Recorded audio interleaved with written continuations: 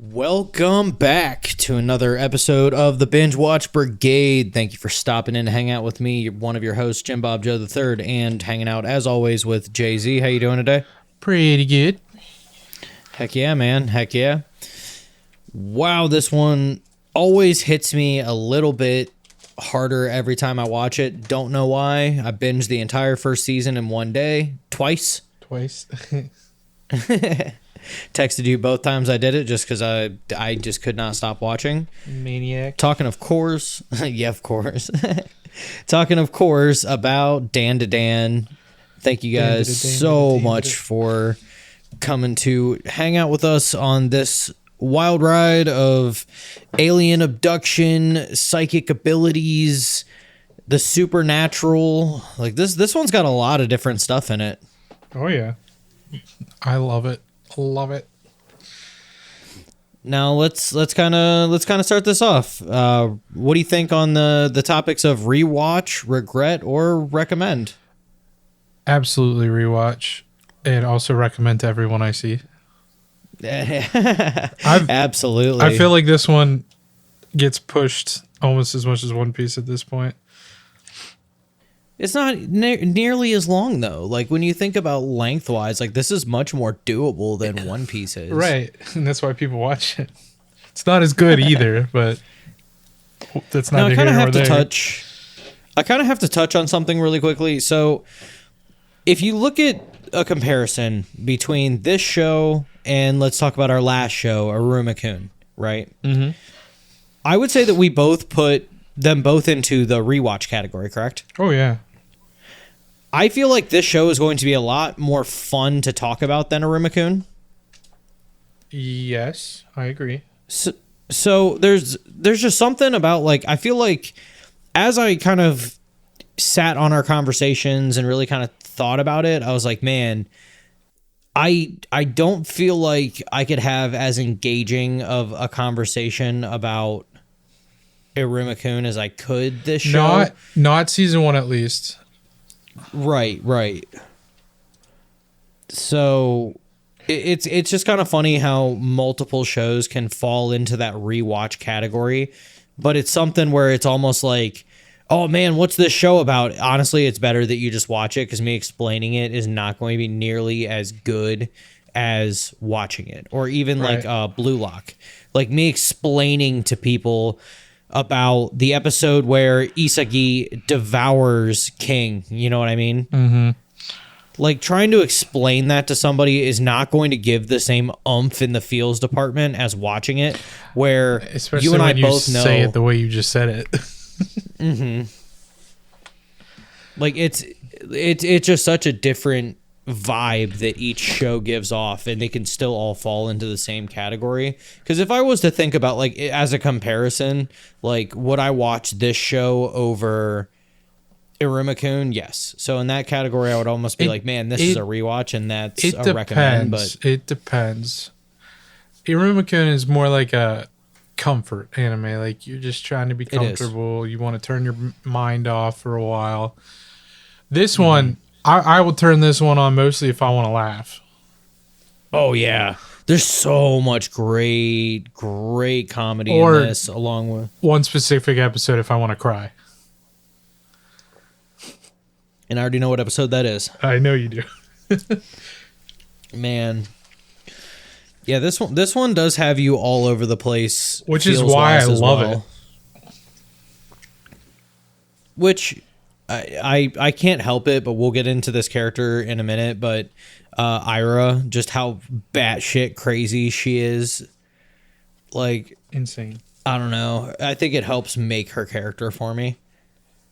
I didn't like her until that specific episode. I, coincidentally enough, have not I didn't like her whenever they first introduced her because I thought she was just like a little bitch. Mm-hmm. But ever since then, like, she's grown on me where I'm like, man, like this character's dynamic is just so great for our group. Very much Which so. I'm gonna put this out there that I'm Team Momo. Of course. I would pick Momo over most characters, period. That's 100% fair. Same. So let's kind of look at this one. Let's get into the breakdown. This is just an awesome anime full of just about anything you could ask for. It's about I would say Momo is the main character. Would you say like her and Ken are kind of? It's both of them, yeah, for sure. It feels very Momo heavy. They're deuteragonists. Yeah, I would say it is, but I would almost say it's Momo heavy. But I don't know. I think her personality makes it feel that way. That's very fair considering how soft-spoken and, shy that Ken is. Right. So the show mostly follows Momo Ayase, who is it's a girl at Japanese high school, and Ken Takakura, which gets even funnier as you watch through it. Mm-hmm. So for, I would say, ease of things, just because the name's going to get dropped in a bunch of different ways, we'll just say Okarun. Okarun. So his real name is Ken Takakura, but Momo calls him Okarun because her biggest thing in life is that she's trying to find a guy who's like an actor, Ken Takakura. So when she finds out that Okarun's name is actually Ken Takakura, with the fact that he drops a lot of like lines of Ken Takakura's, like I'm an awkward guy. Mm-hmm. Like all those little like innocent like it's obvious from the start that he's, even especially since his name's Ken Takakura, he's the guy she's looking for. 100%. She's just in denial about it. Mm-hmm. She just doesn't want to accept it because he's a nerd. Oh yeah. But it starts off with her and her like boyfriend who's a fucking douchebag. Like yeah. Like that beginning interaction where he's like, I'm not taking you on no date unless you pay for it. He's like, unless you put out, which then, I'll take you to a love hotel if you want. And then they end up breaking up, and he's like, she ends up running into Okarun because she's upset at school and she's kind of just sick of everything. And she like gets out of class and she sees him being messed with by a bunch of students where they're like throwing paper balls at him and stuff. So she ends up sitting next to him just to kind of get the guys to leave him alone. And then as soon as they do, she leaves. Mm-hmm. But she takes an interest in what he's reading, which are like a bunch of like occult magazines. And from there, he takes that as a sign as she is also into the occult and that she wants to talk to him about that. So he chases after her and really kind of like almost makes it seem like she wants to like date him in a way, like with the way that he's talking about, I know the only reason why you would want to talk to me. And she's like, nah, like I think you're kind of getting the wrong impression. And then they start arguing about like the fact that she says that aliens and the occult aren't real, but he says that ghosts and spirits are not real, where she says that they are. Because she kind of insults him for a minute there and then feels bad, so she tries to be relatable, and then he basically calls her fucking stupid. Mm-hmm. Not a good way to start your relationship, but at least it started. No. At least it started. It is pretty comical, too, that her, like, two of her best friends, like, catch them when they're walking down the hall and see them arguing. Friends. Her friends are so legit. They so have her back. Oh, even though she doesn't think so, they definitely do. I mean, there were a couple scenes where I was wondering if they really had her back. That's fair. No. They truthfully are 100% like on her side. So then basically like because they're arguing, they basically make a bet that he says that she tells him that he has to go to somewhere haunted, and if he sees a ghost, then he needs to be her gopher for a month. Or I think just in general. Yeah, in general, I believe. And then he says, fine, like if you go somewhere where there's, which by the way, do you buy into that whole UAP thing, unidentified aerial phenomena? What do you mean instead of just the name instead of UFO? Yeah, I'm going UFOs. They changed the name for certain reasons, but I don't know. He says UFO like 5 more times after that too, even after he corrects it. Right. Well, that's because flying object is not the same as aerial phenomena, but whatever. I mean, you're not wrong. Right. But it's whatever. Everybody says UAP these days, so that's what the thing is. I guess that's fair. So they end up... I do like this next section because this is kind of where, you know, Okaroon is at the tunnel and ISA is at the mental hospital thing. Mm-hmm. And they're kind of talking over the phone, and they're really starting to relate to each other, and the fact that you find out that, like, Momo's grandma is a medium, which she mentioned when they were fighting, but she really talks about, like, how much she actually, like, cares about her grandma, and, like, you kind of start getting that relationship build there. Right. Which that was kind of why she was taking it so hard, that he was talking about how it's not real and that stuff, because he's basically discrediting her grandma. Right. She brings up a couple different times that was like a big reason why she got into like arguments throughout her life, is because people were starting to talk bad about her grandma. So it shows kind of what position her grandma holds in her head. But, you know, moving on from that, they both end up being right, actually. Right. Who do you think got the worst end of the stick? I would definitely say Momo. I mean, at least in the beginning. Yes. Yeah. In the long run, it's Ken, but yeah, his is more lasting, but hers is more. I mean, traumatizing. It's lasting until they banish the spirit, not the power. Mm. But basically, what ends up happening here is that Momo ends up getting abducted by aliens. And they're going to basically take her banana. They're basically going to impregnate her, or they say we're going to perform intercourse, I think is what they say. Something like that. But they say that their civilization has all been male now, and they have a good relationship with humans because they'll basically abduct them, they'll impregnate them, and then they'll perform tests, and then they'll take them back. Steal their banana organs. Yeah, take their banana organs. Dude, the aliens are so much creepier than I would have guessed that they would be. Mm-hmm. Partially just because they are like machines. It's funny that their like human form to me is way creepier than their actual alien form. Oh yeah, I so agree. It's like a Russian nesting doll, like creepy ass thing. Yeah. Yeah. With like so weird bowl cuts. Their alien form looks kind of cool. Yeah. So during this like whole little interaction, you know, Ken has been possessed by the spirit of Turbo Granny, who's in the tunnel, and he ends up calling Momo while she's on the spaceship, basically getting ready to be, you know, violated by these aliens.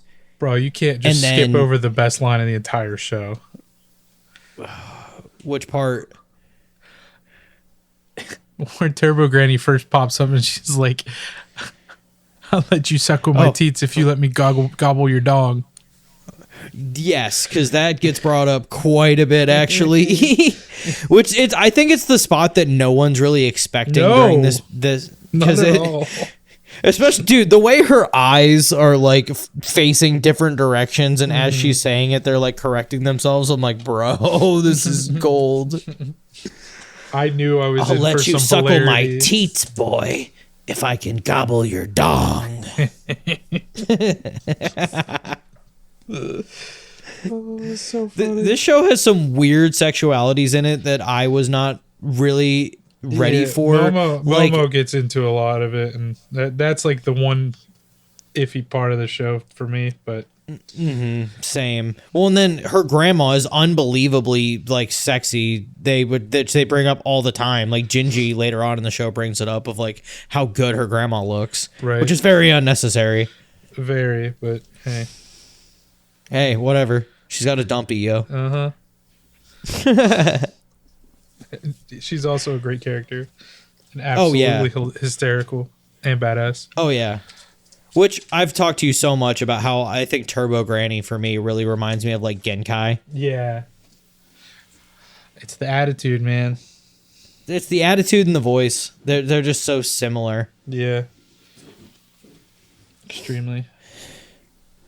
But a lot of the rest of this show, for the most part, is, Momo ends up unlocking her abilities, like, because she brings up like her grandma being a medium. She ends up, because of the aliens, like, kind of, they said arousal process, like, because they're using their psychic powers to, like, try to arouse her for this whole like thing that they're doing.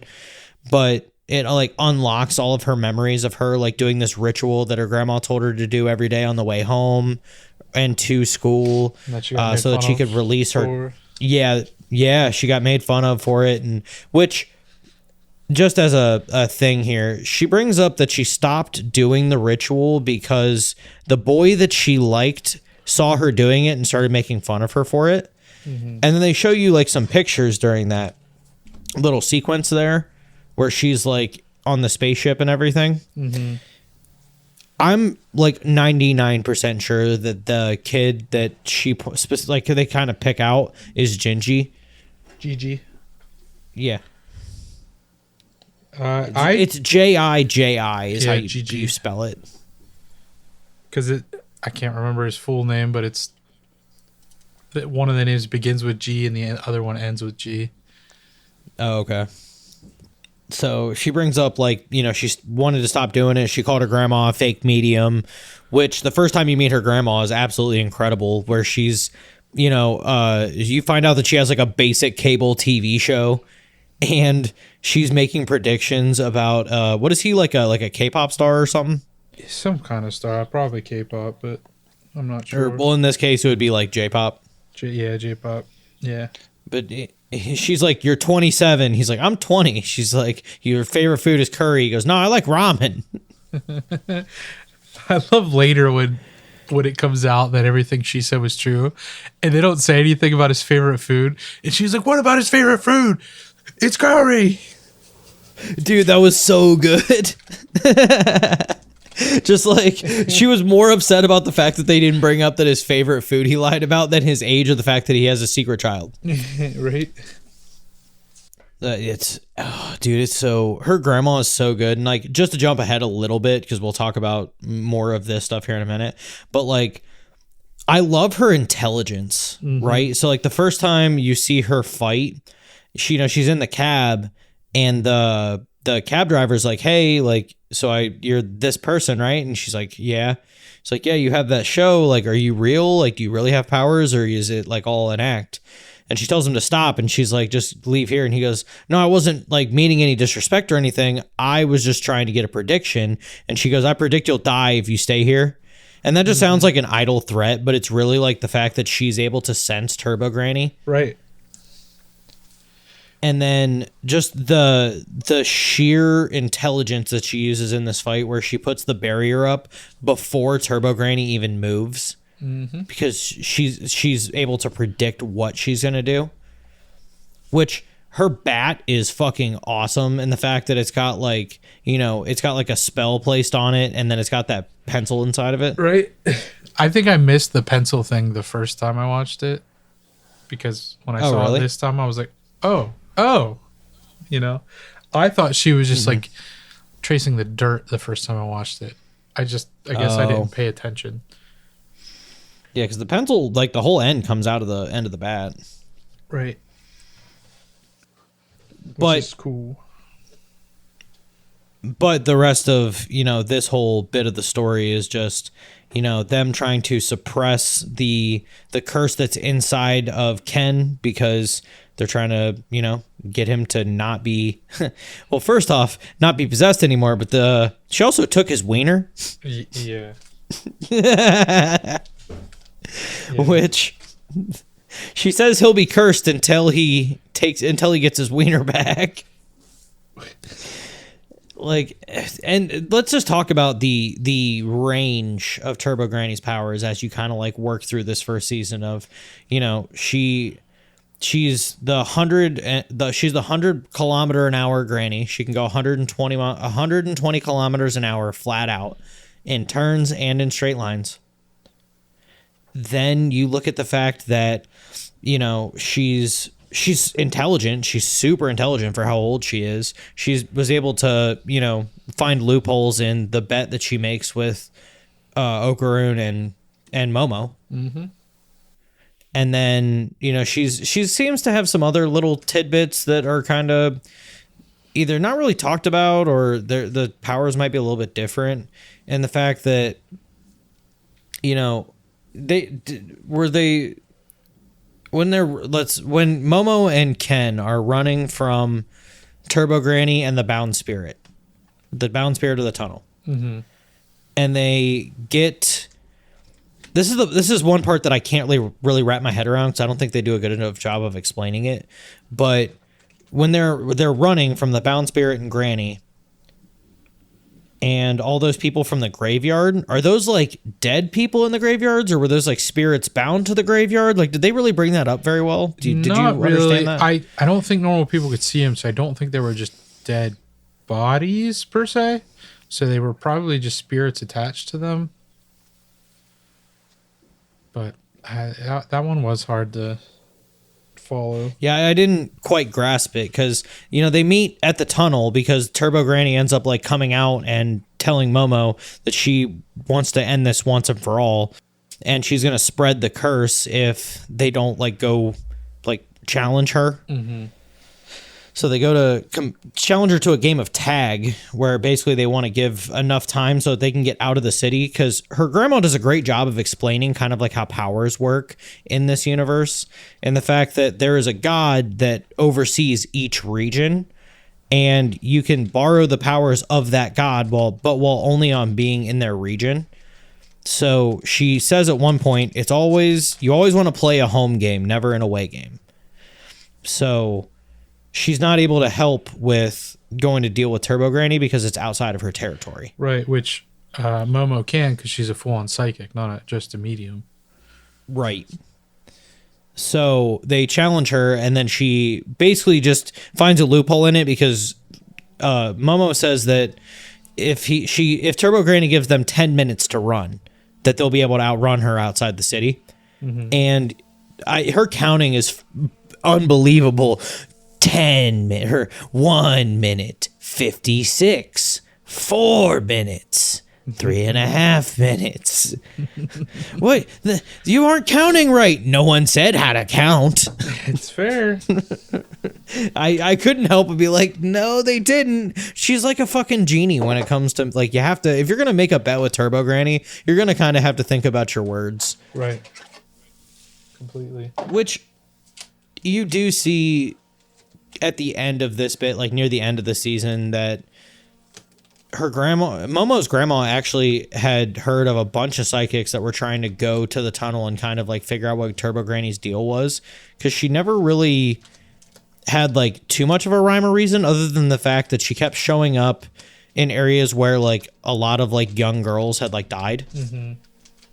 So it's kind of hard to say if it's just like she wants to like watch over them or what the case might be, but I don't know if I also don't know if she meant to merge with the Bound Spirit there. Probably to get more power, I would guess. That would make sense. So Momo's grandma brings up as well that it's extra dangerous in this area because of the tunnel where Turbo Granny has been residing. There's a Bound Spirit that's there, and there can only be one Bound Spirit in an area. So Turbo Granny and the Bound Spirit basically have merged. So now they're like even more powerful, and they're the most powerful in their territory, which is that tunnel. Right. So whenever Momo and Okarun finally get the advantage, get the drop on Turbo Granny by getting Turbo Granny to take over Ken again, because he takes Turbo Granny up on her offer and decides that because she gobbled his dong that he was going to suckle her teat.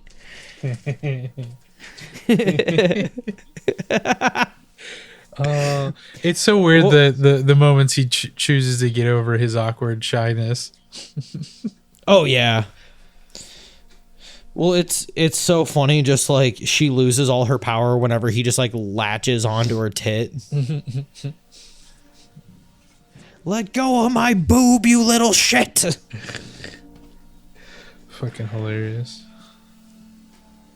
I do find that Ken has the most hilarious way of being accidentally right. Kind of like how Yusuke is, where it's all luck. like it's just one of those little funny things that he just like has no idea what he's doing. But it, like he even brings it up during the second alien fight. He's like, yeah, I have no idea how to throw a punch or do anything. Like every time so far, it's just been luck. Like Turbo Granny's power is kind of like taking care of things for me. Yeah. I mean, do you really need to know how to fight? Or you can just move real fast and just run into them? Yeah. Well, I mean, in the first fight that actually happens, because there hasn't technically really been a fight so far, unless you count like Momo and the aliens. Right. Because whenever she gets her powers, she just like absolutely destroys all the aliens with her like psychic abilities. Oh, I can't wait till she fully unlocks her power to be like that again. Oh yeah. Because that was when she like fully understood that her grandma was like not a fake. Like she always had doubts, but like this is really when it resonated with her. Like, yeah, my grandma's a full on medium, and like I have my powers because of her. Which that's just, she only has a small taste of what she can do right now, and it's gonna be so exciting to see like her in full on. I feel like it's just gonna be like they might as well. I mean, almost honestly, like stop the show or before that, like. They have to like trail on a lot with that because I feel like it's just going to be like, all right, like they just win again. And then Momo just kills everybody again. Yeah, I don't know. I feel like they'll just up the threats. You'd have to. I mean, realistically, you'd have to. Because with how powerful like they're kind of portraying she was once she unlocked her full abilities, like it'd be pretty hard to mess with her. Mm-hmm. Now, kind of moving through, so. You know, they have to deal with, you know, him being possessed. Momo has to use her abilities to suppress the curse, which ends up playing into some more comedy of, you know, they're trying to train so that Ken can go all out longer, and then he's got to take a shit.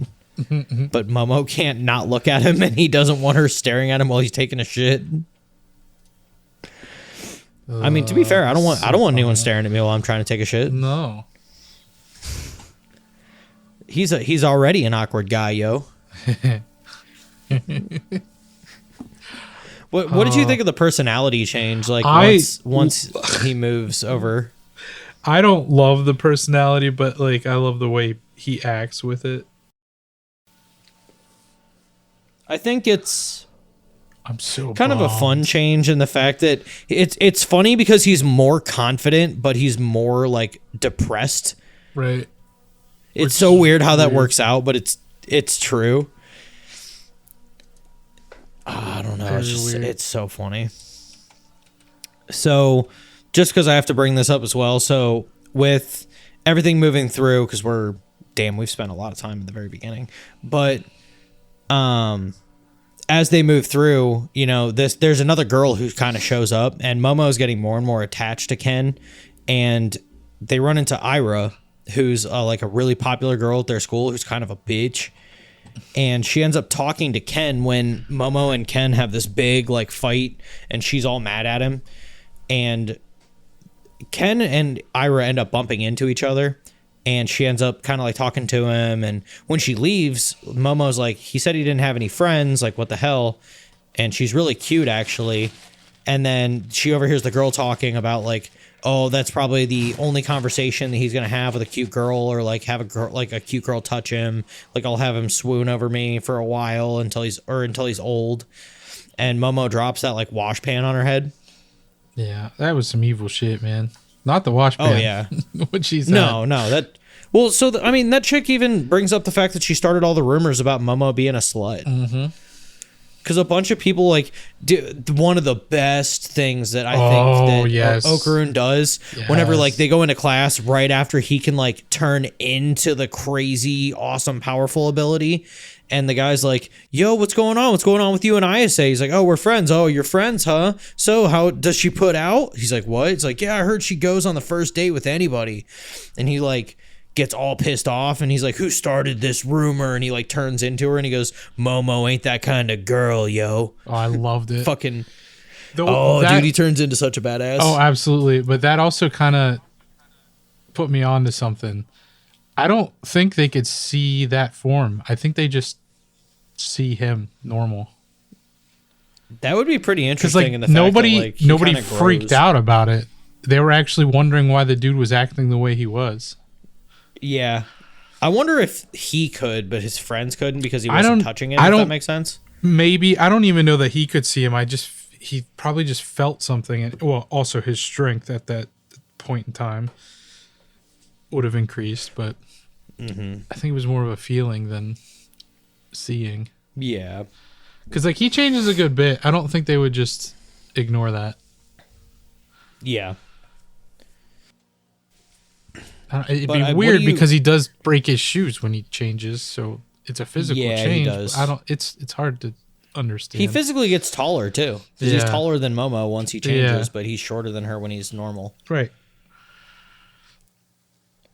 And I kind of want to bring up just another comedic thing. Whenever he realizes that his balls are missing after he gets his wiener back, and every time Granny Seiko's like, "Let me see, let me check that out."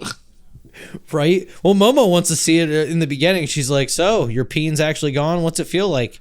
Will you show me?" Like, what? No, I'm not going to show you. There's nothing there. What does it matter? And then whenever he gets it back, her grandma's chasing her around the house. Let me see it. Dude, so funny. I also wasn't really expecting what his balls were going to turn into whenever they have to go look for him. Right. Like those like golden spheres. I love when Mo was like, "Have you seen a golden testicle?" Right. Like, what? Well, and then like you find out that Ira ends up finding one because it hits her in the head whenever Okaroon and Momo like initially defeat Turbo Granny. And it hits her in the head, and she like, because she brings up she just suddenly started being able to see those beings, like all the supernatural beings, but it's when she's touching it, right? Because it's pretty much pure Turbo Granny's energy. That's what she brings up, is it's made up of her energy, right? So, you know, whenever she's attacking Momo, and she has it, and she's like smashing it into her face, and she's like, "I'm telling you, that's a dude nut. Come on, give it back." My sacred golden ball. Which right here is where we get into the saddest part so far. Yes. Absolutely. Man, the acrobatic Silky. Man, this is a rough section, man. Like you find out that, you know, Ira is thinking that the acrobatic Silky, which is a type of spirit, which Turbo Granny brings up while they're fighting it, that it's a, you know, supernatural being it's basically trying to get to Ira, and you find out why, and it's a super sad story, man. So like sad. I mean, I don't know, you kind of want to describe this one for me? The acrobatic Silky's her backstory, that is, because she was a human at one point, and she was like a single mom trying to make money for her daughter, and it looked like she had like 4 jobs, and one of them was being a sex worker. A sex worker, yes. And it was just a rough time for her, but the one thing that kept her going was her daughter, and she eventually saved enough money to buy her the dress that she'd been wanting to buy for her daughter, and then started teaching her ballet. And then I guess her pimp, or whatever group she was working for, says that she was holding money out on them, and then they start fighting, and they throw her through like a glass door. Yeah, it's pretty much what it seems like. It's like a divider wall that's got like glass panes in it. Yeah, and then the glass breaks and then totally shreds her arms up. So yeah, she's gonna bleed out. And then they take her daughter, and she's like chasing him and stuff, and then she dies as she's chasing him. And then she turns into a spirit. Let's bring up really quick that chase, like the chase scene where she's running after them, dude. That was drawn so well from the first person perspective of her, as she's like frantically running through the raining dark streets where she lives. Like, that whole bit is just filmed so beautifully that it's very much not the same art style. No, but it's so good. It is so good. And then before she fully turns into the Silky, when she's still got like a human form, but she's clearly a spirit at that point, she runs into child Ira and thinks that it's her daughter, and Ira thinks it's her mom because her mom died when she was young too, which, you know, more sad backstory. But that's why she's after Ira, is because she believes that it's her daughter, even though she looks nothing like her. But just because of that chance encounter where Ira is calling her mom. Mm-hmm. Well, that's all she wants in this world now, she wants to be there for her daughter, and since she thinks that Ira is her daughter, like, that's all she wants. And she's like, you called me mommy at one point, I want you to do it again. Yeah, and then she accidentally kills her. Yeah. But she makes up for it, though. Mm-hmm. Because even Momo is like, no, like, you're just going to eat her again. And she, like, snaps her own jaw and is like, there's no way I could eat anyone ever again. Like, if I do anything, you know, that you don't like, go ahead and smash my head with this beam. Like, I want to help her. So, you know, Momo ends up attaching their auras so that, you know, the aura will transfer over, and that's when she sees everything. Like, that's when she sees what she went through. Right. And then the truly saddest part happens when she starts, like, crumbling, and Turbo Granny says she's going to just go to the infinite void instead of the afterlife because she has regrets. No one will remember. And then Ira walks up and hugs her. And calls her mommy and tells her that she was the happiest girl in the whole world. Giving her that, like, last little, like, bit of happiness before she passed on. Which hopefully helped her go to the afterlife. Right. That was so sad. Which... I cried. For show. I'm a fucking robot, so I did not. I'm gonna make you cry one of these days. You guys haven't done it yet. Not yet. We've watched some pretty sad ones too. There's a couple on the list that are like soul crushers, so we'll see. We need to watch them together so you have evidence that I don't cry. Ugh. Yeah. And I can just make fun of you guys. Fuck you. I'll make you cry one way or another.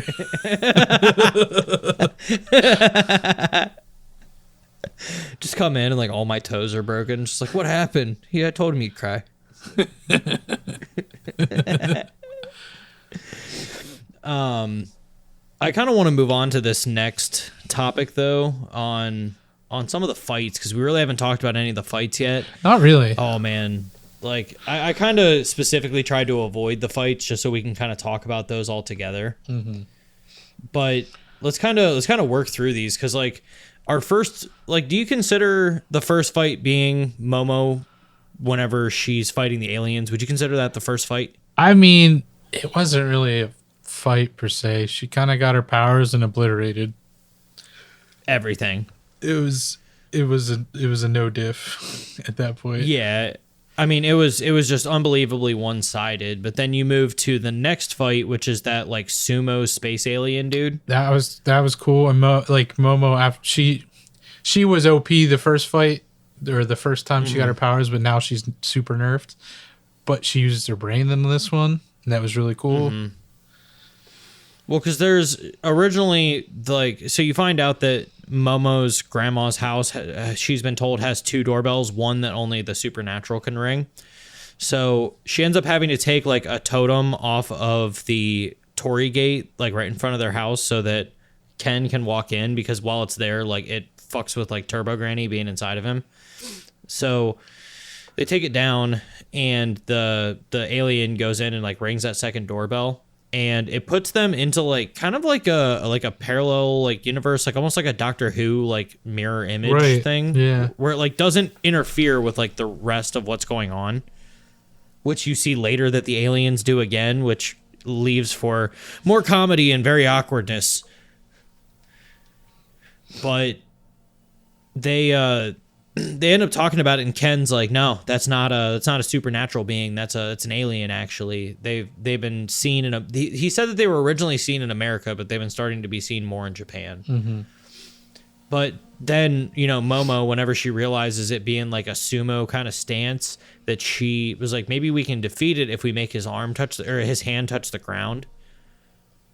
And even though that they do, like, his arm starts like disappear, but then the alien like does this weird like thing where it's like legs shoot out in front of it, like through its body almost, so it doesn't like fully fall. And that pisses her off because she's like, no, this fucker cheated. Mm-hmm. And she like ends up basically fighting it alone while it's just beating her into oblivion, like through the stone wall that's around her property now, until she gets to the other side of the Torii Gate, so she can use her psychic powers to grab Okarun and then put the totem back so it fries the alien. Dude, that's so smart. Yeah, insanely. I have to say that Momo is a lot smarter than I really expected her to be. Like, as a main character, I feel like she just genuinely has to be, like, somewhat smart, or at least smart lucky. Right. It's like they're both smart, but smart in different ways, which works out as a team. Mm-hmm. I would agree with that. So after they get done with the sumo fight, I would say the next fight that they really have is like the game of tag with Turbo Granny. Mm-hmm. And I would say the sumo fight is the first like fight where they've got like mild power, and that one was okay, but I feel like the chase scene with playing tag with Turbo Granny is probably one of the cooler fights, especially with like the crab being in the mix, which, I'll be honest, that crab having all those faces is unbelievably creepy in my opinion. Extremely creepy. But it's you find out later that it's, just kind of sad because it's all the like remaining spirits of like all those girls that got killed there. Mm-hmm. So, but whenever they defeat Turbo Granny and the Bound Spirit, they, kind of release their spirits, which is awesome. But I still think that the way that they defeated Turbo Granny was unbelievably badass, and the fact that they convinced Turbo Granny to chase them until they got out of the city by them riding on the train, which is even kind of a nutty thing when she's like, no, the train travels at 120 kilometers, but you have to slow down for turns. I don't. Mm-hmm. So that's how she was able to like catch them. Right. She's broken. Yeah, very much. But, then Momo holds her there so she can't jump off. So when they go through the barrier, you just see, like, they explode. Right. Which, as we learn, only gets rid of the Bound Spirit, not Turbo Granny. Yeah, but she was severely hurt, like, almost died. Right. She said that her energy was really low, but so she had to lay dormant within Okarun. Which the way that they release her spirit from Okarun is hilarious, and the fact that, Momo gets taught how to like see the auras, and whenever she her grandma hits Okarun in the head with that like fan, like makes their auras start to separate. Right. So they pull her out of Okarun, and it ends up putting Turbo Granny inside of like a little like cat doll. I love it. I love Turbo Granny in the cat. Yeah, that's the fact that she starts following Okarun to school is fantastic. But I would say the third fight is with the acrobatic Silky. Yeah.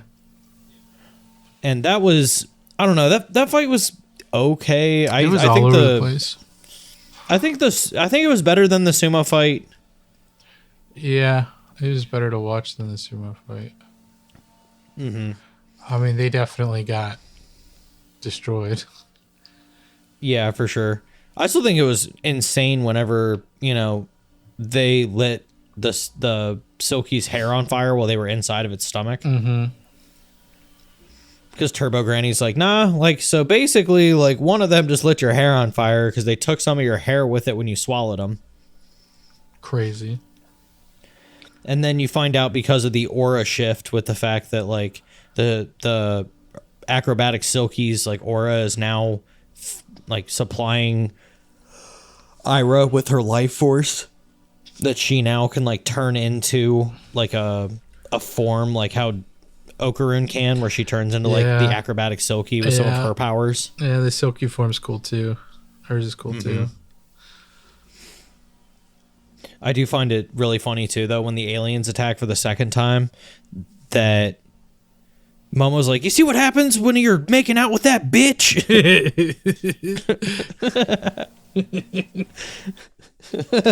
Yep. Because at this point, you know, Ira fully believes that Okarun and Momo are demons, and that Momo's grandma is a demon. Because she's like, I don't know if it's just like a Christian faith type of God devil scenario that she has cooked up in her little noggin. She's definitely got some, well, at least in the translation of it, she's got some Christian thing going on.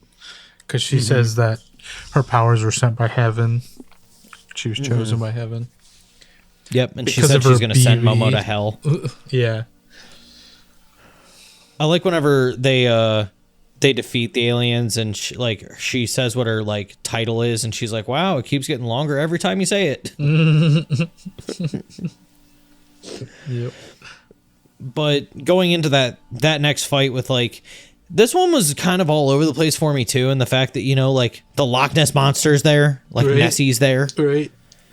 So like the aliens do that thing again where they put that like, you know, mirror universe thing around them again, where like all the other students are gone, only the three main are there now. Right, and they're wondering why Ira's there, but she's got the aura of Silky now. Well, she has that because they don't have, she doesn't have the golden ball anymore. Right. They gave Okarun his nut back. And you know the like shrimp monster thing that's like got the boxing gloves? The Kappa? Yeah. Nope, that's definitely a Kappa. No, it's not. It's an alien. You're looking right at it. Except aliens aren't real. Yeah, I thought so too. Well, actually, it's commonly considered that Kappa are aliens. Well, what is it whenever she's like, yeah, and I use my psychic powers to defeat him. Well, I guess that checks out, considering psychic powers are real. I love Gracie. Her grandma's such a smartass. But, you know, in that fight, you like the aliens come back for their banana organs. And he's, you know, like the Kappa is just like chica. I've been walking around my house for like the last like 2 weeks saying that now. But I wasn't really expecting the new abilities that they showed that the aliens have, where they were able to like, I don't know if they injected.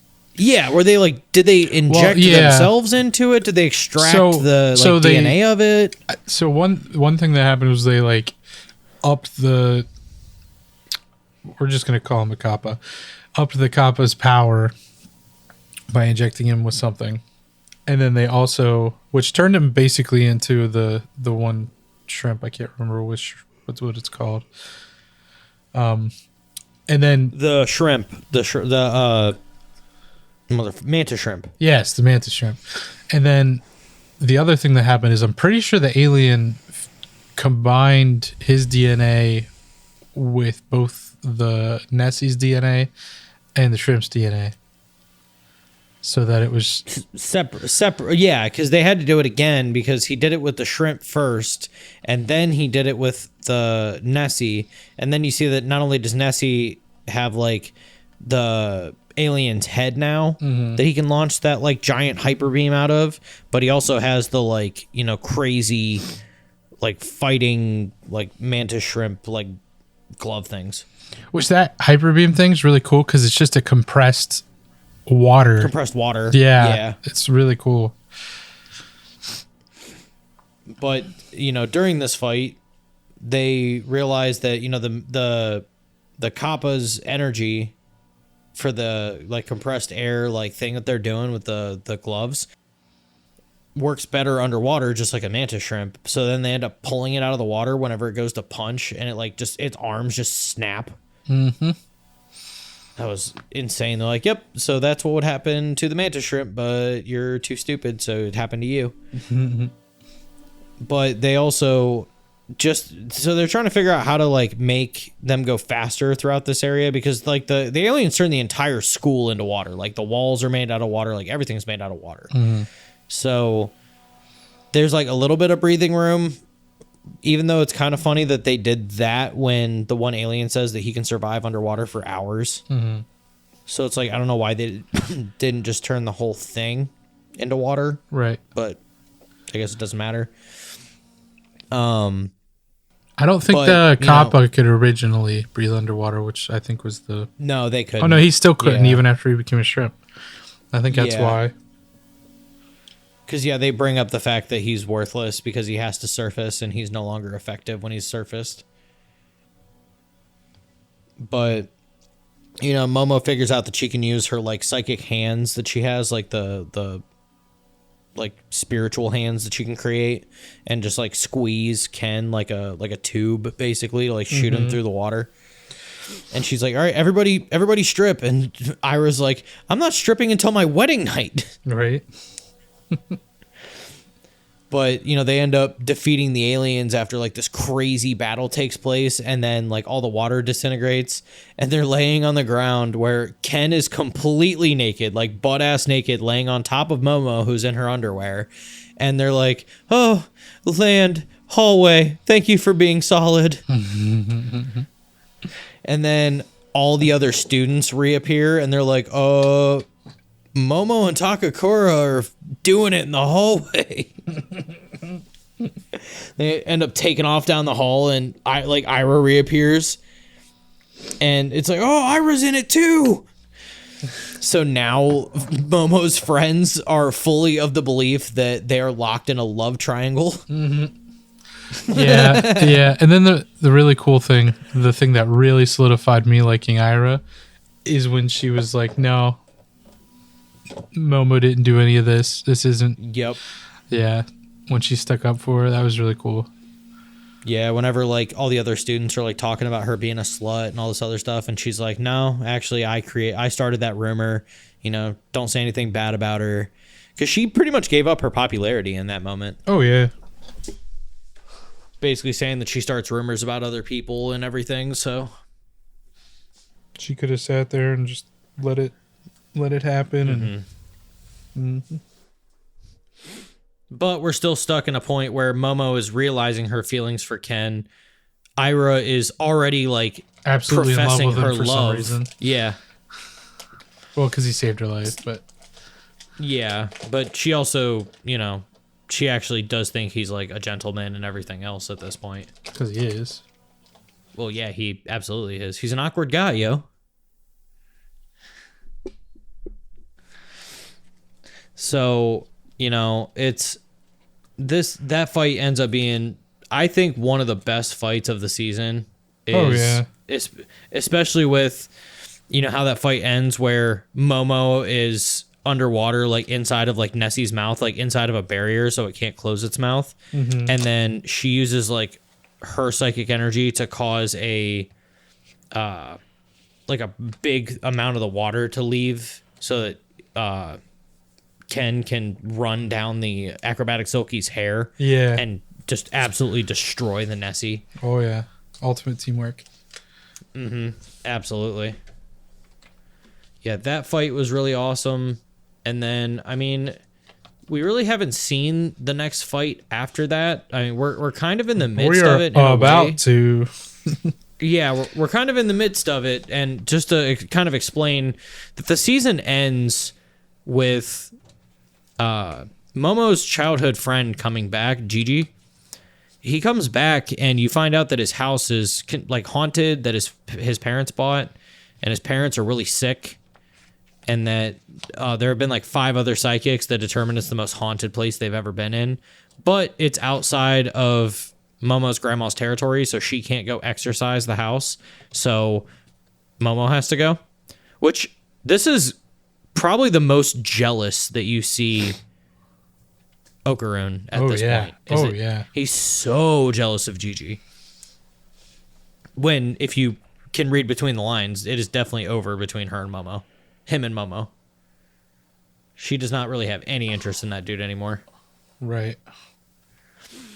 But, he starts kind of acting out a little bit, trying to act cool, which I'm like, man, you don't need to do that, man. I liked him the way he was.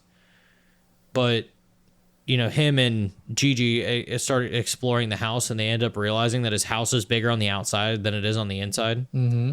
So they punch a hole in a wall, and they find all those, like, barrier papers. So, you know what it kind of reminded me of with how, like, much it seems like it was protected is, like, once Itadori woke up in JJK and he's with Gojo, mm-hmm. It's like all those freaking barriers all over the place. It's like, hey, how's it going? Mm-hmm. Or like the Kishin and Soul Eater. Mm-hmm.